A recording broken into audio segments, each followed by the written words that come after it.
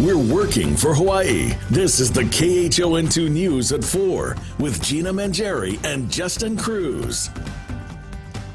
Good afternoon. Thanks for joining us here on KHON2.com. Gina has a day off. Heavily armed police officers descend on a quiet Waipahu neighborhood today in a manhunt for robbery suspects. The police presence focused on at least 3 separate areas near Waipahu and Kahu'anui streets. Police believe it started with an attempted carjacking this morning in Mokuleia.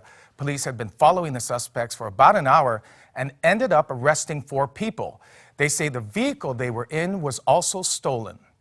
And the man accused of trying to run over an HPD officer near Pearl Ridge was on probation at the time. Troy Salas arrested yesterday afternoon for first-degree attempted murder. Manolo Morales follows up. Manolo? Well, Salas had been out on a deferred no contest plea, which a judge granted in August with the condition that Salas stay out of trouble for 4 years. And if he had, the judge would have essentially dismissed the case. HPD says 2 men were in a car when they were stopped by an officer for speeding around 6 a.m. Wednesday, and the driver tried to hit the officer with the car. The officer shot at the car while the suspects drove off. Police arrested 23-year-old Troy Salas later that day for first-degree attempted murder. Court records show that a judge had given Salas a deferred no contest plea for stealing a car. Former judge and prosecutor Steve Alm says that judge did the right thing. Having a deferral, not having the conviction on your record is going to make it easier for you to get a job. It's going to be easier to get a loan, a student loan, and we want people to succeed. Most people will succeed given that circumstance. Alm says judges are willing to give a deferred plea to those who are not repeat offenders or have a history of violence. Salas's record shows a conviction for driving without a license, a petty misdemeanor. The car theft earlier this year is a felony. This is a felony. Why should he get off that easy? Well, because there are lots of felonies committed every year. The only way to do it otherwise would be send everybody to prison. And of course, when they're in prison, they're sitting around talking about getting high, breaking into your house and mine. Now, Alm adds that judges only allow 1 deferral for every defendant. They're usually drug tested and have to check in with their probation officer. Back to you. Manolo, thank you. Yesterday's deadly crash on the Big Island once again involved a vehicle crossing over into oncoming traffic. Police say at around 3 p.m. yesterday, a 2004 Chevy Malibu traveling south on Highway 11 crossed the center line and crashed head-on to a 2010 Ford F-350 pickup truck. The driver of the Malibu was taken to the hospital where she died. She has not yet been identified. The driver of the truck was not hurt. Police believe excessive speed did play a factor in the crash.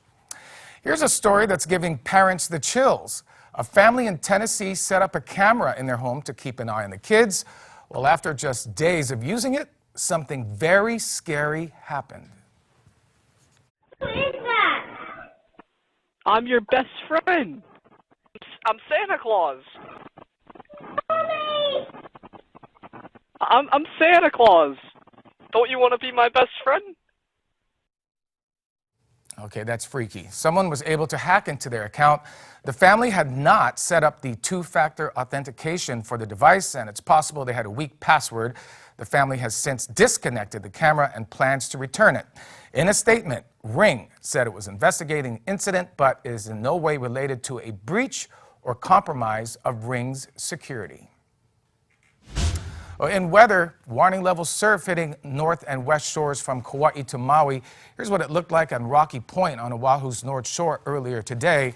And those numbers are still going to be up for the next several days, even though the swell is subsiding. Let's take a look. High surf warning still in effect for the north as well as the west shores. We'll see up to 20 footers for the north shore. That's down from 25.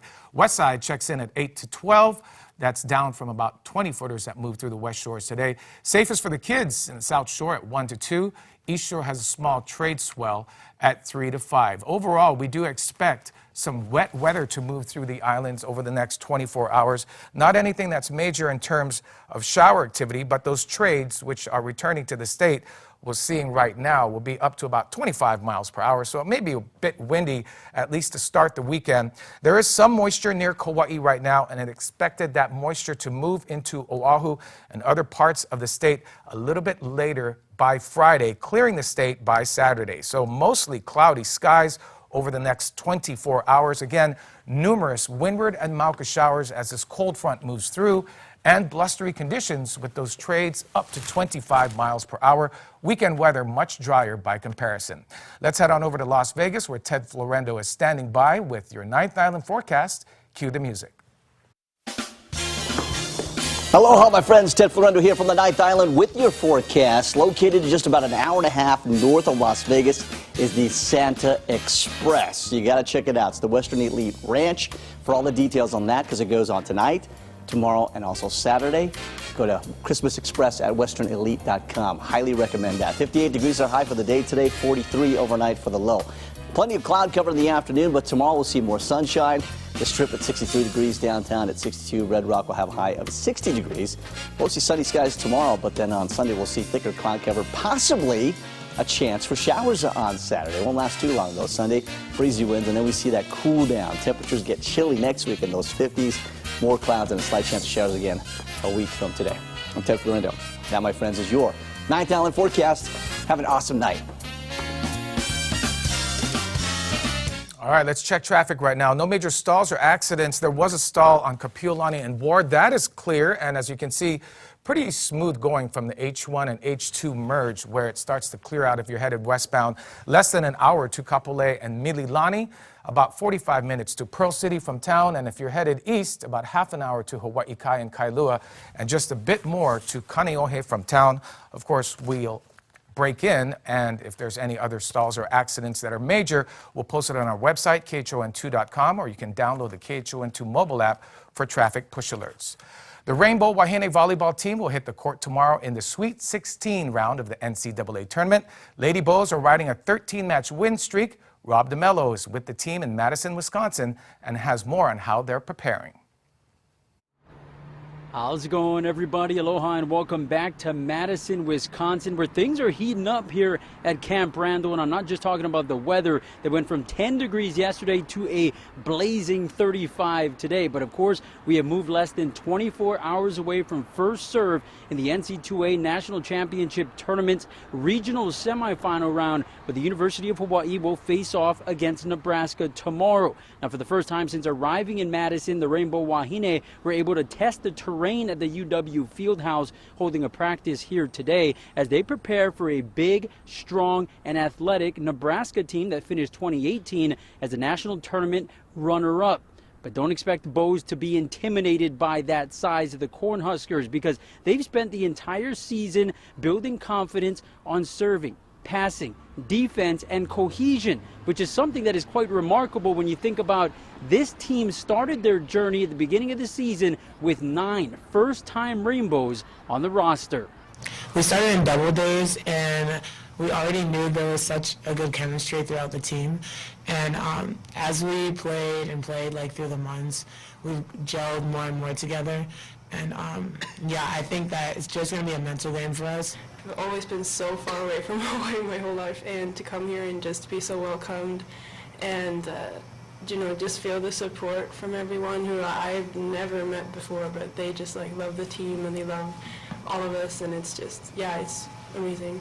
Playing for this university, you're playing for something far more than just a school. You're playing for, I mean, the whole state of Hawaii is all behind us, and just being so far, it kind of just means a little more traveling, and I don't even know, like we're in the snow, like we don't even deal with cold, so like just going through this whole like journey of like different setting, I mean, it's very, I would say it just hits us a different way. Now expect the Rainbow Wahine to be about as healthy as they've been since the start of the season, as they got Jolie Rasmussen back, who missed 20 matches to an ankle injury. She played in 3 sets in last week's sub-regional championship victories at the Stan Sheriff Center. Now remember, the Rainbow Wahine and Cornhuskers set for tomorrow at 11:30 in the morning Hawaii time. You can catch it streaming on ESPN3 or the ESPN app. For much more information and coverage, swing by KHON2.com. Reporting from Madison, Wisconsin, I'm Rob DeMello, KHON2 Sports. All right, go Bows. Well, pop and R&B star Usher is coming to Hawaii. He's been added to the Dream Weekend lineup, which is a concert at Aloha Stadium on Saturday, December 28th. Also performing is Marshmello, Ice Cube, and Migos. Tickets are on sale now through Ticketmaster. Prices start at $40. Thanks for watching. The KHON2 News will return at the conclusion of today's NFL game.